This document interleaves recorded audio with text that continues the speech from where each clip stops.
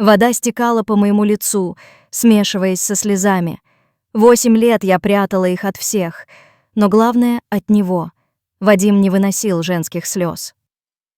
«Только не реви!» — бросал он каждый раз, когда видел, как мои глаза наполняются влагой. Сначала это звучало почти как забота, со временем — как приказ. Я включала воду посильнее, чтобы шум скрывал мои всхлипы, сидела на холодном кафельном полу, обхватив колени руками, и позволяла себе эти 15 минут слабости, 15 минут в день, когда я могла быть настоящей. В тот вечер все началось как обычно. Ужин был готов к 7, суп с фрикадельками, его любимый. Но Вадим вернулся только в 11. От него пахло дорогим парфюмом, которым я не пользовалась. «Где ты был?» — спросила я, когда он вошел в спальню. Он не ответил. Молча бросил пиджак на кресло и направился в ванную. Я спрашиваю, где ты был? В моем голосе появилась решимость, которую я сама от себя не ожидала. Вадим медленно повернулся. Его глаза сузились. «А ты теперь мне отчёты устраиваешь?» Я волновалась. «Волновалась она?» — передразнил он. «В следующий раз буду отпрашиваться. Я просто хочу знать...» «Заткнись, Марина!» — рявкнул он так громко, что у меня перехватило дыхание. «Просто заткнись и не начинай!» Я устал. Сердце колотилось как бешеное.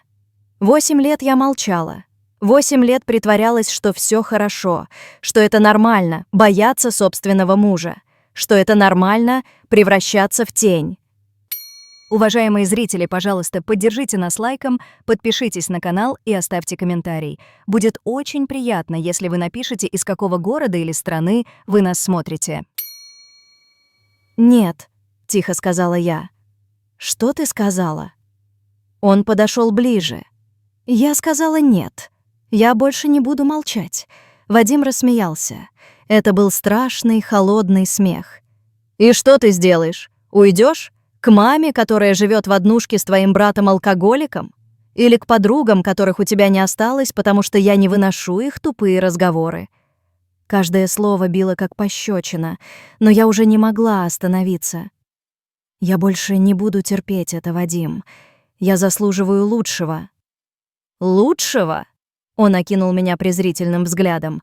«Посмотри на себя. Кому ты нужна? Серая мышь, которая ничего из себя не представляет. Я тебя с улицы подобрал. Ты без меня — никто». Слезы наворачивались на глаза, но я не позволила им пролиться. «Не здесь, не перед ним. Я ухожу», — твердо сказала я. «Куда это ты собралась на ночь глядя?» Вадим преградил мне путь к шкафу. «Хочешь уйти? Уходи прямо сейчас. В чем стоишь?» Я посмотрела на свою ночную рубашку. Тонкий хлопок, едва прикрывающий колени. На улице октябрь, не меньше 5 градусов. «Дай мне хотя бы одеться». «Нет», — отрезал он. «Хочешь драматизма? Получай. Уходи как есть или заткнись и ложись спать. Секунда, 2, 3». Я обошла его и направилась к двери. «Марин». Его голос вдруг изменился. «Ты что, серьезно? Не оборачиваясь, я кивнула.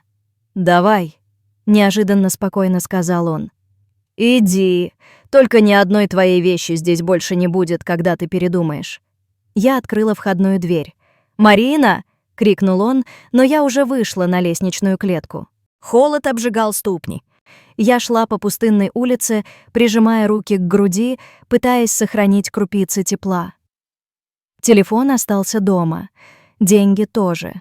Куда идти, я не знала. Мамы с братом не было в городе. Они уехали к тете в деревню на месяц. Подруги... Вадим был прав. За 8 лет они все исчезли из моей жизни. Фонари отбрасывали тусклый свет на мокрый асфальт. Недавно прошел дождь, и от земли поднимался туман. В таком виде я не могла даже в круглосуточный магазин зайти, приняли бы за сумасшедшую. Я зашла в подъезд ближайшего дома, чтобы хоть ненадолго спрятаться от ветра. Села на ступеньки, обхватила коленки и впервые за много лет позволила себе заплакать, не прячась. Тихо, беззвучно, как привыкла. Звук тормозов на улице заставил меня встрепенуться. Желтое такси остановилось прямо напротив подъезда. Сначала я подумала, что это кто-то из жильцов вернулся домой, но дверца открылась, и водитель быстрым шагом направился в мою сторону. «Эй, вам помощь нужна?» — крикнул он еще с порога. Я вжалась в стену, пытаясь стать невидимой. «Всё нормально», — прошептала я. «Проезжайте». Но он уже поднимался по ступенькам. В тусклом свете подъезда я не могла разглядеть его лица. «Марина?» — вдруг прозвучал удивленный голос. «Марина Соколова?» Я замерла. Этот голос... Он казался знакомым, но я не могла поверить своим ушам. «Кто вы?» — спросила я, щурясь. Он присел на корточки, и я увидела его лицо. Сердце пропустило удар. «Лёша?» — выдохнула я. «Лёша Воронин?» Это был он, мой одноклассник, моя первая любовь, тот, кому я писала записки с признаниями, но так и не решилась отдать. «Что ты тут делаешь, в таком виде?» Он снял куртку и накинул мне на плечи. Я не знала, что сказать. Как объяснить, что муж выгнал меня из дома в ночной рубашке? Что я 8 лет была марионеткой и только сегодня нашла в себе силы перерезать нити? «Пойдём в машину», — мягко сказал он. «Там тепло. Расскажешь, если захочешь». Он помог мне подняться. Его куртка пахла кофе и чем-то ещё, неуловимым, но тёплым и знакомым. В машине было действительно тепло. Лёша включил печку на полную мощность, направив поток воздуха на мои замёрзшие ноги. «Держи». Он протянул мне бутылку воды. «Выпей. И вот, возьми». Он вытащил из бардачка шоколадку. «Сахар поможет». Я сделала глоток. Вода показалась самым вкусным, что я пила за долгое время. «Спасибо, что остановился», — сказала я наконец. «Я проезжал мимо и увидел женщину в ночнушке». «Конечно, я остановился». Он улыбнулся, и морщинки разбежались от уголков его глаз. «Никогда бы не подумал, что это окажешься ты». «Ты меня узнал?» Это прозвучало как утверждение, но на самом деле было вопросом. «Конечно, узнал. Ты совсем не изменилась с выпускного». Я горько усмехнулась. Я изменилась. Просто не внешне. Внутри от той Марины, которую он знал, почти ничего не осталось. «Так что случилось?» — осторожно спросил он. «Если это не моё дело, просто скажи». «Муж выгнал», — просто ответила я. Я решила уйти, а он не позволил взять даже одежду. Лёша смотрел на меня долгим взглядом, будто пытаясь прочесть что-то между строк. «Куда тебя отвезти?» «Я не знаю», — честно призналась я. «Мамы нет в городе». «Родственники? Друзья?» Я покачала головой. «Можно к тебе?» — вдруг спросила я, сама не веря своей смелости. «Только на одну ночь. Завтра я что-нибудь придумаю». Он кивнул, не задавая больше вопросов, и завёл двигатель. Квартира у Лёши была небольшой, но уютной. Однушка в старом доме, с высокими потолками и деревянными полами, которые приятно скрипели под ногами. «Вот, держи». Он протянул мне свою футболку и спортивные штаны. «Переоденься. Ванная там». Он кивнул на дверь. В ванной я впервые увидела своё отражение. Растрёпанные волосы, опухшие от слёз глаза, бледное лицо. «Серая мышь». Так назвал меня Вадим. Может, он был прав? Я включила воду и плеснула себе в лицо. Нет. Больше никогда я не позволю никому так себя называть. Когда я вышла, Лёша уже заварил чай и сделал бутерброды. «Я подумал, ты, наверное, голодная», — сказал он, ставя на стол тарелку. «Извини, не ресторан, но...» «Это прекрасно», — искренне сказала я. «Спасибо тебе». Мы сели за маленький кухонный стол. Я жадно набросилась на еду, только сейчас осознав, насколько проголодалась. «Как давно ты работаешь таксистом?» — спросила я, чтобы нарушить тишину. «Недавно», — он улыбнулся. «Это моя подработка. Основная работа — я преподаю музыку в школе искусств». «Правда?» — я удивлённо посмотрела на него. «Помню, ты здорово играл на гитаре в школе. Всегда думала, что ты станешь рок-звездой». Рок-звезды редко платят ипотеку, рассмеялся он. А ты чем занимаешься? Я замялась. Я домохозяйка. Вадим муж. Он считал, что жена должна заниматься домом. Лёша нахмурился, но ничего не сказал. А до этого я работала в библиотеке, добавила я. Мне нравилось. Почему бросила? Вадим считал, что это несерьезно, что нет смысла работать за копейки, а потом и вовсе запретил где-либо работать. Повисла тишина. Я почувствовала, как краска заливает щеки. Господи, как это должно быть звучит для постороннего человека? «Сколько вы вместе?» — спросил Лёша, отпивая чай. 8 лет. И все 8 лет? Я не дала ему закончить. «Я не жертва, Лёша», — твердо сказала я. «Я сама выбрала этот путь. Сама закрывала глаза на все, сама убеждала себя, что это нормально, что я должна терпеть ради...» Я осеклась. Ради чего? Ради семьи, которой у нас по сути не было? Ради детей, которых Вадим не хотел? Эй, Лёша осторожно коснулся моей руки. Я не осуждаю. Правда. Его прикосновение было легким, но я ощутила его всем телом. Когда в последний раз ко мне прикасались с такой нежностью? «А у тебя есть кто-то?» — спросила я, пытаясь сменить тему. «Была жена», — ответил он. «Развелись 3 года назад. Детей нет». «Прости». «Не стоит». Он слегка сжал мою руку, прежде чем отпустить. «Так бывает. Мы поняли, что хотим разного от жизни. Мы проговорили до 2 ночи. Он рассказывал о своих учениках, о маленькой музыкальной студии, которую мечтает открыть. Я слушала и думала, как давно мне не было так спокойно, так правильно. «Тебе нужно поспать», — сказал он наконец. «Ты можешь лечь на кровать. Я лягу на диване». «Нет, что ты?» — возразила я. «Я и так уже злоупотребляю твоим гостеприимством». «Марина». Он посмотрел мне прямо в глаза. «Ты не злоупотребляешь. Я рад, что встретил тебя, хоть и при таких обстоятельствах». Я кивнула, не в силах отвести взгляд. «Спасибо». Проснулась я от запаха кофе и жареных тостов. За окном едва занимался рассвет.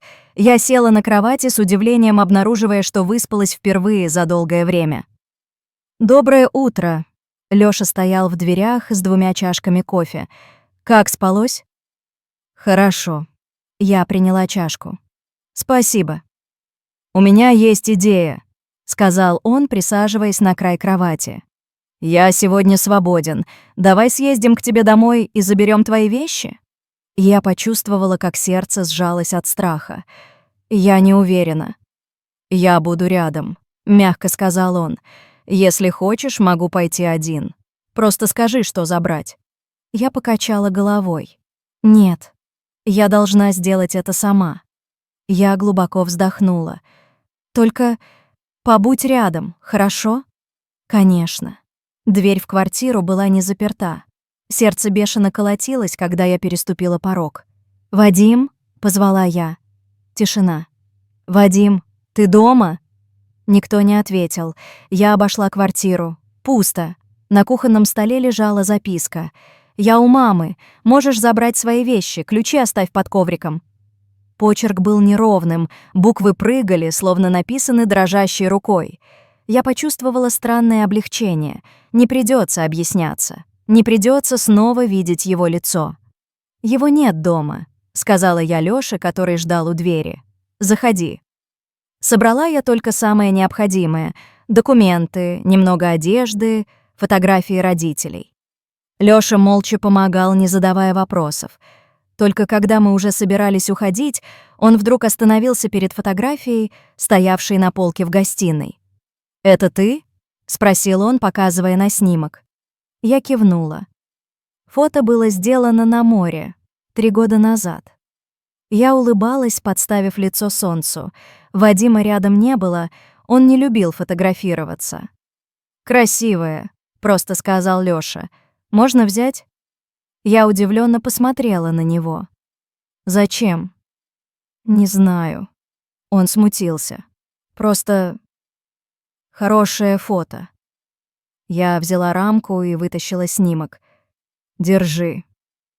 Когда мы уже выходили из квартиры, я вдруг заметила то, чего не увидела раньше. На тумбочке в коридоре лежали смятые салфетки. Они были влажными. Я осторожно подняла одну. Слезы. Вадим плакал. За 8 лет я ни разу не видела его слез. Он всегда говорил, что настоящие мужчины не плачут, что слезы — это слабость. А теперь... «Что-то не так?» — спросил Лёша, заметив, как я застыла. «Нет». Я бросила салфетку обратно на тумбочку. «Всё в порядке». Я в последний раз окинула взглядом квартиру, которая 8 лет была моей тюрьмой. Положила ключи под коврик, как просил Вадим, и закрыла за собой дверь. Лёша ждал меня у лифта. «Куда теперь?» — спросил он. Я улыбнулась. Впервые за долгое время это была настоящая улыбка. Не знаю. Но впереди целая жизнь, чтобы это выяснить.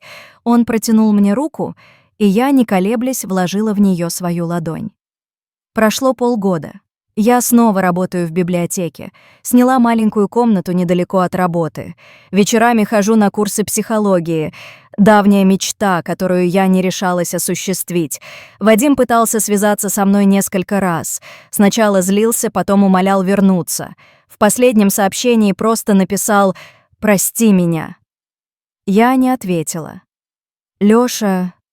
Мы видимся почти каждый день. Он помогает мне заново учиться жить, заново учиться мечтать, заново учиться любить себя. Вчера мы гуляли по набережной.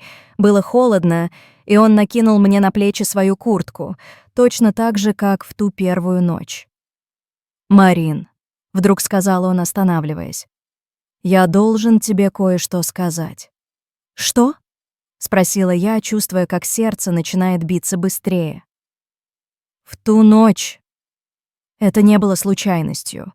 Я ехал мимо твоего дома намеренно. Я непонимающе посмотрела на него. «Я видел тебя за неделю до этого», — продолжил он. «В супермаркете. Ты не заметила меня, а я... Я не решился подойти. Ты была с мужем, и мне показалось...» Он замялся. «Мне показалось, что ты боишься его. Я выяснил, где вы живете. Каждый вечер проезжал мимо вашего дома, просто чтобы убедиться, что с тобой все в порядке. А в ту ночь... В ту ночь ты спас меня», — тихо сказала я. «Нет». Он покачал головой. «Ты сама себя спасла. Я просто оказался рядом». Он осторожно взял моё лицо в свои ладони. Его глаза были полны теплоты. «Я люблю тебя, Марина», — просто сказал он. «Наверное, всегда любил. Ещё со школы». Я положила свои руки поверх его. «И я тебя. Знаете, говорят, что после долгого дождя всегда выходит солнце. Иногда нужно пройти через 8 лет слез, чтобы научиться по-настоящему улыбаться. Иногда нужно потерять себя, чтобы найти что-то гораздо более ценное — свободу быть собой. А иногда нужно увидеть, как плачет тот, кто запрещал тебе это делать, чтобы понять, ты заслуживаешь большего. Гораздо большего». Уважаемые зрители, пожалуйста, поддержите нас лайком, подпишитесь на канал и оставьте комментарий. Будет очень приятно, если вы напишете, из какого города или страны вы нас смотрите.